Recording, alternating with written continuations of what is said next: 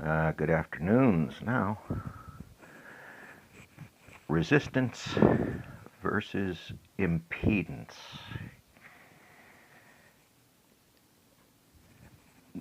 Okay, I didn't do the two words. Where you bring the words up absolutely frames what. So, if you're listening, in the comments, before you go any further, impedance or resistance, what do you think of that word? Those words by themselves. If somebody said impedance, what would you... Impedance is. Resistance is. I do this because part of it's framing, I suppose. You know, in the common use of these words, you get kind of wrapped up in the ownership of them. If we're talking social resistance, if we're talking resistance to change, or if we're talking about a resistor in an electrical circuit, in an electronic circuit, or the resistance of a circuit. That resistance is a good analogy for other things, but to an electrical engineering skilled trades person, those words have pretty specific meaning you're thinking of. To me, you know, resistance causes heat. You don't want heat. Heat is a loss of energy. Well, maybe you do want heat because it's cold out. So simply turning your computer on can help warm a room. Very wasteful way to do it, but it does. So these subtle transfers of energy, of electricity, happen. And inside of that, there's resistance to a movement of electricity. There's an impedance to the movement of electricity. In discrete electronics, you sometimes don't run into this. You'll run into it if you're considering building a bandpass type filter or a band reject filter. If you're trying to, for example, build bandpass filters so that you can have an antenna follow a wire in the floor that's transmitting a specific frequency.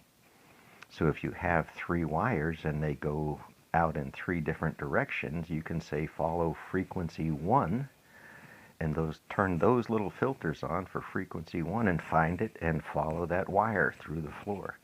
That's band pass filters setup that are switched on and off by a computer that knows where it's supposed to be going or was told where it's supposed to be going. So inside of that antenna and the transmitter and receiver, that turns into impedance instead of a resistance conversation for an engineer. You're looking for interactions at a variable level.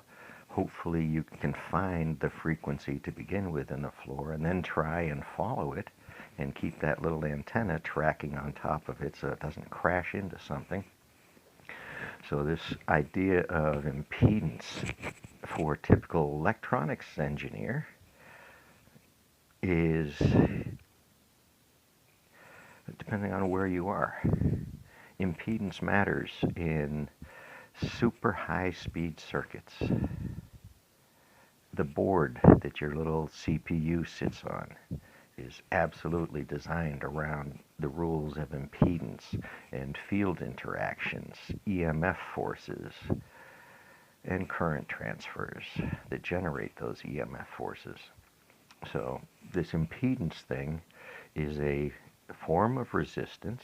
The equations give you a number that you add in, you could think of as resistance, but it is impedance. It slows the signal down. Now the signal's still moving at the speed of light.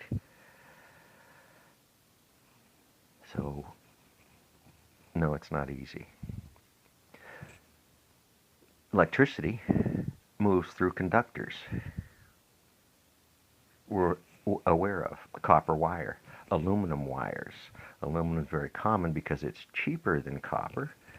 It's not a terrible conductor, but it has some rules about its own lifespan as well that you need to know about, and corrosion and other things. So many different conductors. Gold, we know about gold, mercury, silver. There's lots of good conductors out there. And then you introduce something to them, you dope them with something, and they do something different, something else. So this impedance is woven in and out of conversations, and depending on your perspective, this resistance might be a march in the street. This impedance might be the traffic light slowing you down.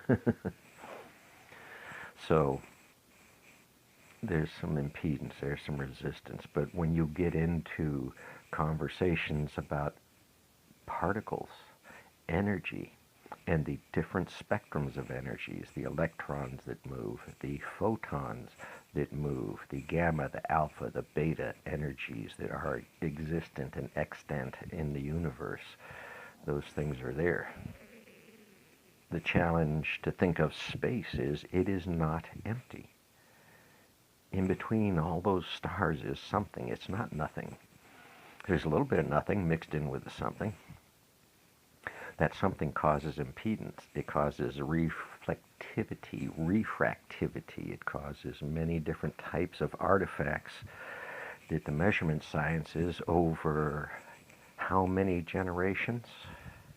Let's see, we started making ceramics and metals some 30 or 40, 50,000 years ago, staring at these fires to learn. So there's a poor entry to resistance and impedance. Again, resistance, what do you think it is? Impedance. How, or is this just another rabbit hole? Thank you.